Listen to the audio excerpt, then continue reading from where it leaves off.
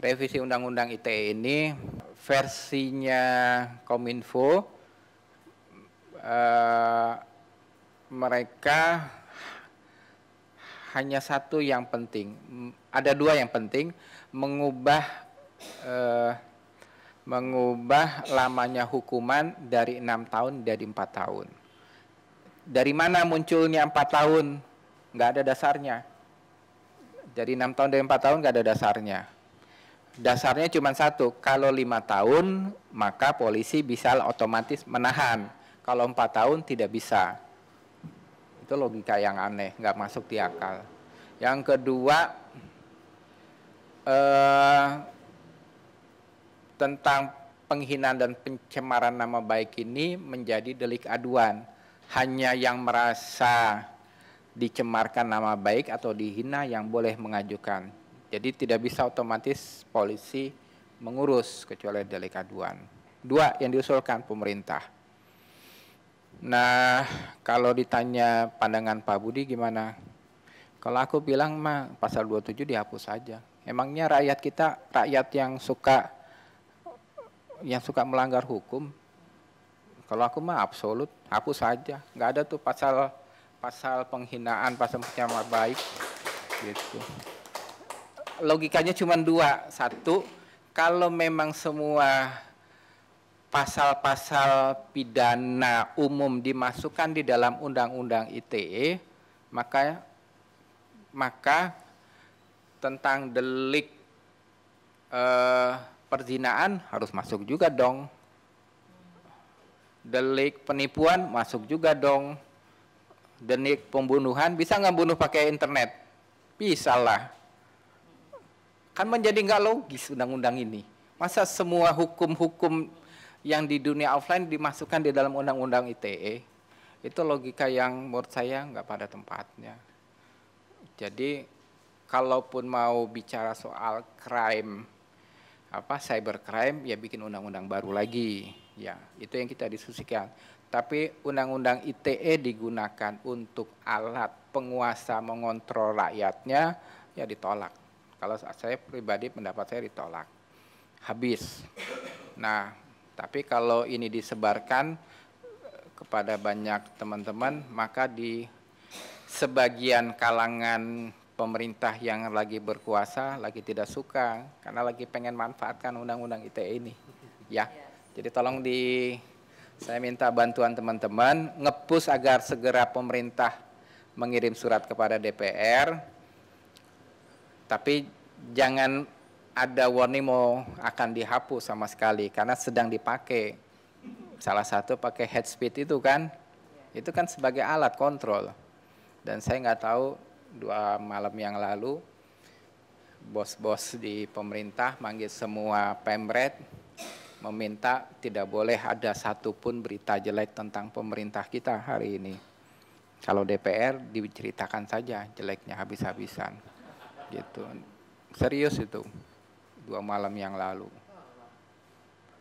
Nah, DPR ini memang berkuasa yang Mbak Eski ya, tapi tidak terkoordinir. Jumlahnya ada 560 orang, mau kepalanya masing-masing. Jadi pasti ributnya terus. Jadi paling enak dijadikan keranjang sampah. Begitu, dibully habis. Kenapa nggak masuk ke legislasi 2016? Undang-undang ITE udah masuk di 2015. Tinggal ininya masuk. Kalaupun nanti nggak dikerjain sama pemerintah ya nggak udah jadi ini. Udah masuk prioritas. Jadi harusnya minggu-minggu ini dimasukin oleh pemerintah. Itu yang perlu didesakkan. Jadi ada 2 kemungkinan, 2 skenario tentang undang-undang ITE. Satu adalah pasalnya seperti maunya pemerintah, tidak 6 tahun, 4 tahun, tapi 4 tahun juga dasarnya nggak ada. Kalau menurut ada pakar dari hukum dari UI, dia bilang dasarnya pemberatan tadi ya, tiga argumennya dari orang MK. Borderless, dia bisa terdiskusi dengan cepat, dan immortal itu datanya. Teori hukumnya maksimal 1/3. Kan pencemaran nama baik sama ini kalau nggak salah sekitar 9 bulan sampai setahun ya. Jadi maksimum cuman sepertiga. Kalaupun mau dinaikin ya 2 kalinya. Artinya cuma 2 tahun. Itu teori hukumnya. Pemerintah mau masukkan 4 tahun nggak ada dasar hukumnya. Kalau ada yang punya niat melanggar.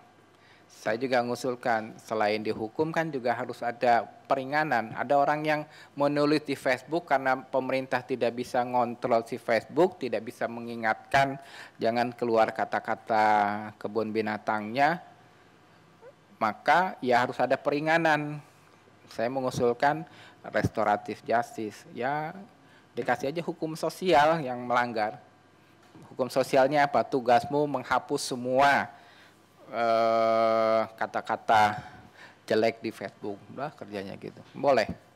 Tapi kalau pendapat saya pribadi lama-lama hapus aja lah. Itu nggak punya dasar itu, nggak punya dasar untuk dihukum. Membuat hukuman 2 pencemaran nama baik dan penghinaan itu nggak ada dasarnya. Tapi nanti kita akan ketemu lagi kalau jadi undang-undang cybercrime, baru kita diskusi lagi. Tapi di undang-undang ITE mah hapus saja. Nah, terakhir ini problem kita bersama. Ini problem kita bersama, Mbak Eski. Sebenarnya yang di ruangan ini kan pasti pernah jadi anggota Kaskus ya? Iya kan? Pasti punya Kaskus atau yang sejenisnya. Banyak kan dari dulu? Nah, di Kaskus itu kan ada rule of the game-nya yang dibikin oleh moderatornya kan? Dan aturan itu kan mengikat anggota di dalamnya. Kalau dia tidak mentaati, si admin akan berikan warning. Sekali, 2 kali, 3 kali ya di-del keanggotaannya. Nah, maka sebenarnya tanggung jawab kita sebagai warga negara itu juga membuat code of conduct dari semua media sosial yang ada. Kita bikin rule of the game internal kita, jadi polisi yang lainnya nggak boleh masuk, dibatasi dengan kode etiknya anggota grup gitu.